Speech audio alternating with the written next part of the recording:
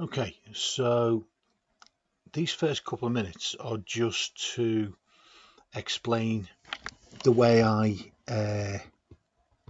do initial navigation. It's not specific to the app. So here you can see my location, which is Whitchurch.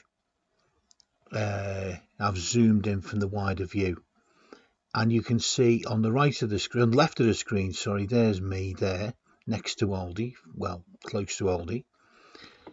And over on the far right of the screen there's Screwfix, which is a place I need to visit. It's only a couple of miles, it looks possibly a little bit further. So Google tells me the sort of general location of the place I'm looking to visit, but when you're going on a bike, it's not like going in a car. There's a couple of things you need to think about. So what I do is take a quick look at the sort of close look at the location. So I'm looking at that road, the approach roads, and it looks as if I've got to go in via A roads to get to the sort of car park. And I don't really want to do that, so I'm looking to see if there's a different way in. And looking at the Earth view, Google Earth view, you can see that where it says Waymills there, it looks like there's a little path. So I've zoomed in and checked it out. It looks like there's a little footpath, which obviously a cyclist can use. So I can't drop the street view closer in to check there, but I can look from the Waymills Road itself. And looking here it is. You can see there's a little footpath that leads through to the Screwfix, to the big car park, and it lets me avoid those two big A road junctions with lots of fast moving traffic. And it's especially an issue if you're doing this kind of anywhere near rush hour. In bad weather, poor visibility, rain, you don't want to be dicing with very fast moving cars and lorries on an A road. So on A roads and big roundabouts, really big roundabouts. So that gives me a nice little sneaky way in through the back. And the next thing is to open the app itself and to plan your route from there, which I've done. So now it's time to get going.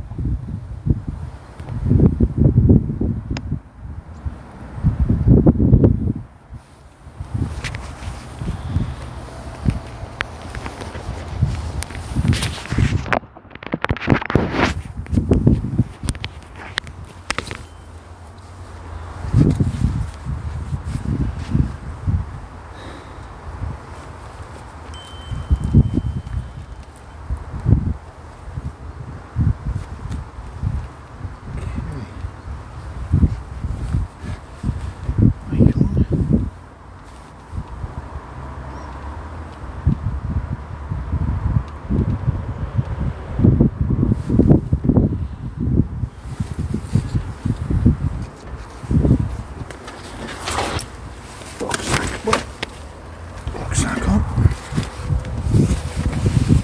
Just this thing. 68 litres of magnificence.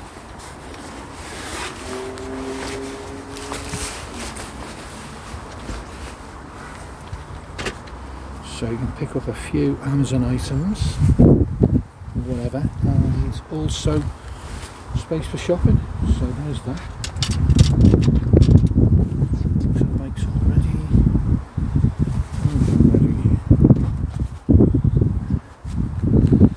Let's get this shown around.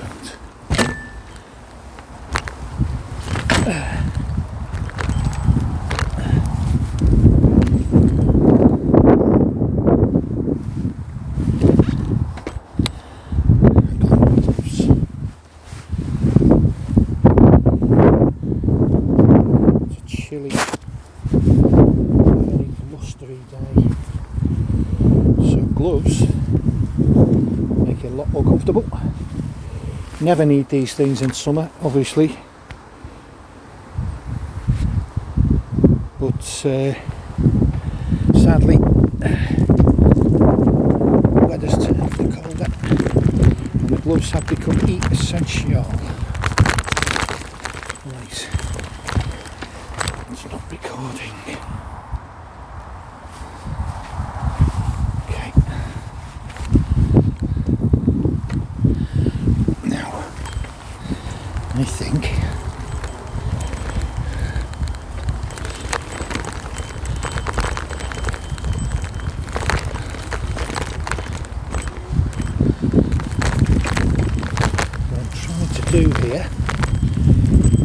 feel for how usable this sat-nav application is. So how well does it track my movements in real time? There are one or two occasions where it's really good. It tracks you exactly. So around the bend in the arm.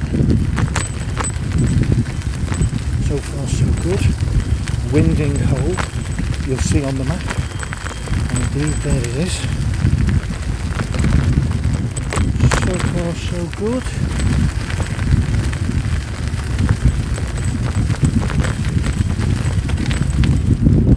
Supposedly going to rain this afternoon. Not looking forward to that turning out to happen. Hopefully it won't. Cheers folks, thank you.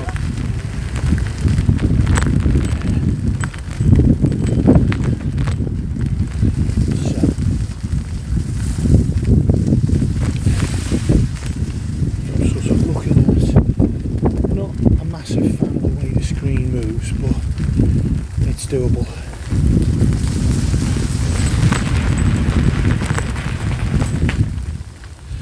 Thank you.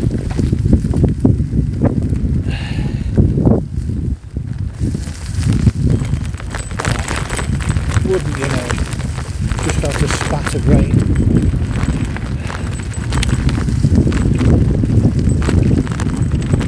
Looks like I'm going to catch a bit of rain, but what are you going to do, as they say? Okay, so far so good. Right, that wasn't so good.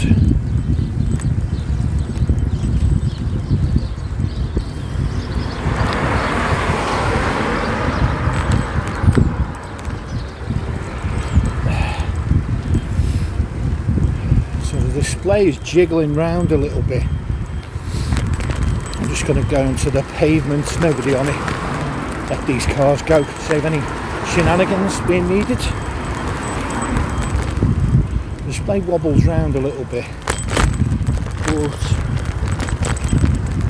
it's usable.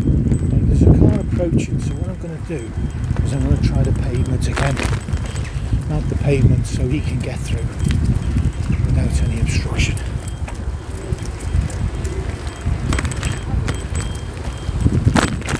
Okay, back onto the road. Here I'm going to be behind. So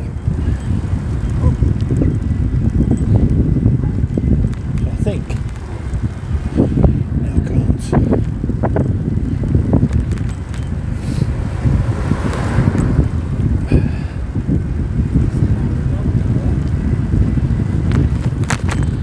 Realised that your sat-nav's getting in the way of the gears. Well, that's no good.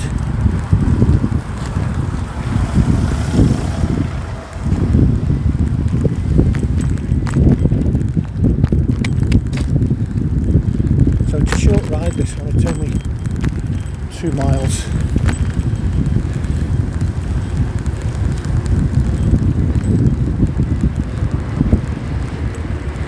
About sort of 5 or 6 degrees. With the breeze it feels chillier. Car coming down the hill, so I'm going to pull in and wait.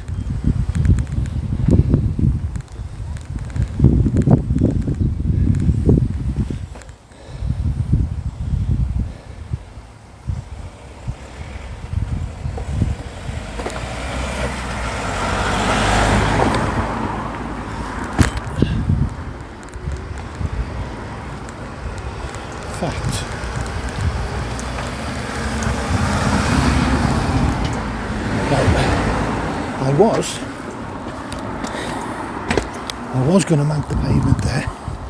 There's a couple up ahead, I've just noticed. Across the road, they're on it.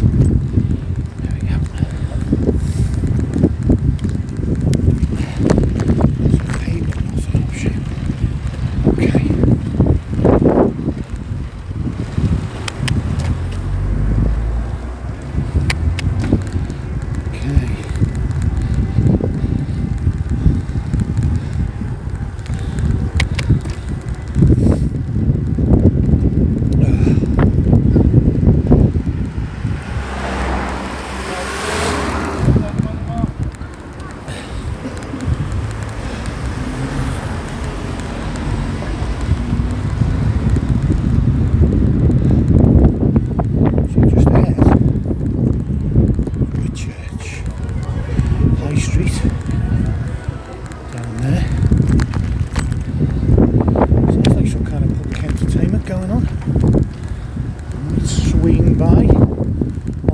round trip and check it all out. So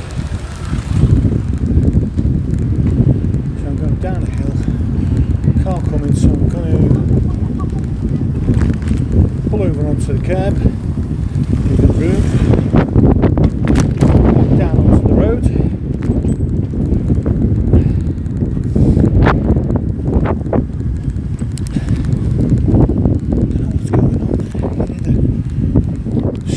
Of some kind of militaristic sounding music, pipes and things.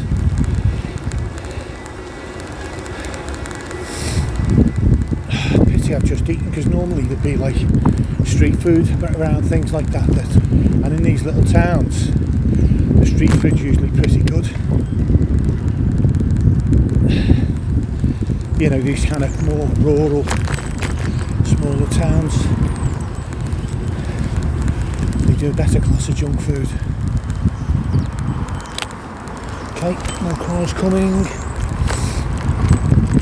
Now, I've ridden this route actually a couple of times, so you know, I'm not hesitant as such. I kind of know where I'm going, but you know, typically you might be doing this for the first time, no idea what lies ahead, really, and some spatterings of rain, so looks like we've got the rain kicking off now. Bit of a nuisance really on a slightly longer ride. Normally a ride round these little towns, it'll be a mile and a half, quick dash, bit longer, bit more time to get soaked.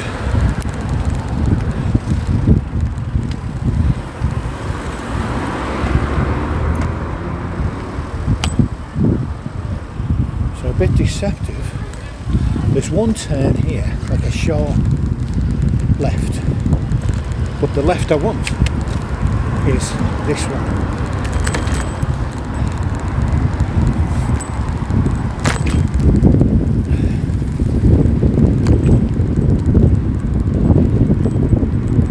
So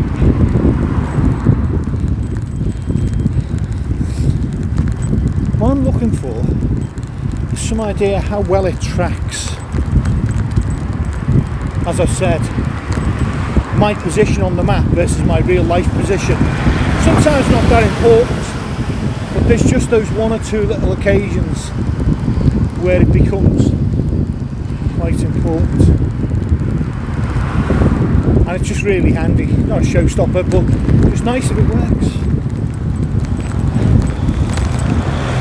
Okay, I don't know if it shows. Camera, a bit of a downhill.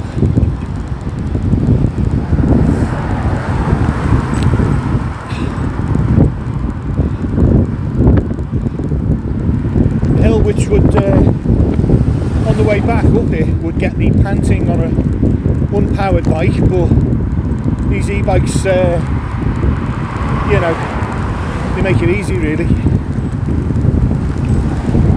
So down into a dip. Back up the slope past the B&M store on my right. Always that pause, is never the left, right. So I know what to do here. I was going to get on the pavement, let some cars past. It's narrow, they can't pass me. But it's really, it just looks bumpy and uneven, and I'll be bouncing around. I can't be doing with that.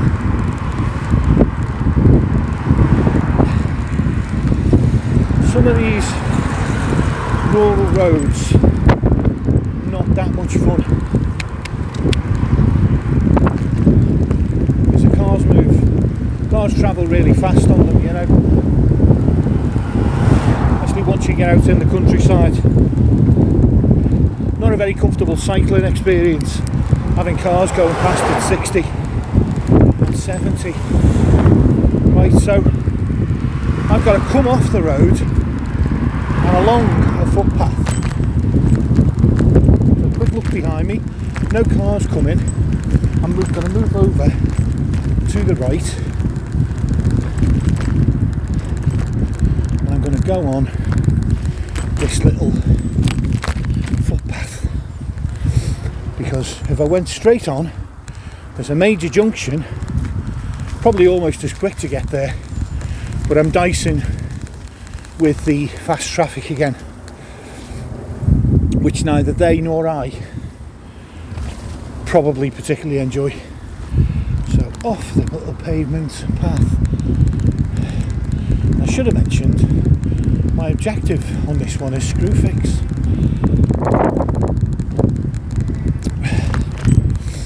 Now it doesn't show you. The sat nav sort of runs out here, but I know it's on this little area here because I came here last week. I also know there's not many places to lock the bike up here, but of course you've got to do that. 99.9% chance it's safe just parked outside, but you know, it only takes one screw, doesn't it? So there we go, job done there, Screwfix. The Eagle has landed, so I'll stop there. Recording. 3.4 miles. Oh, remaining distance, it thinks I want to go back, but I don't, so stop and let me get it out of the holder. There we go. So stop, finish the ride, yes. Ride to home base. It should be, I'm going to give it its proper name, a bit anal this, but you could end up with hundreds, dozens and dozens of these, so you want to save that. Longest ride in the last 30 days, it's a brand new app. So that was it, and there's a little summary. 2.2 miles, 14 minutes, average speed 9 miles an hour. Okay, job's a good one.